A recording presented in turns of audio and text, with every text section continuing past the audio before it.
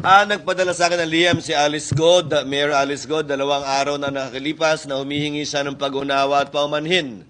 Kaugnay daw sa mga salitang binitiwan niya nung nakaraang linggo. Subalit wala pa rin siyang sinabi kaugnay sa pag-attend naman niya ng pagdinig ng Senado at pagsunod, hindi lamang sa subpoena pero sa warrant of arrest.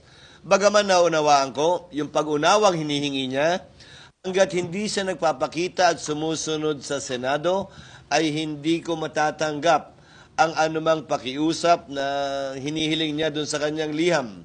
Kaugnay hindi lamang sa pag-unawa, pero para matulungan din yung kanyang mga kababayan.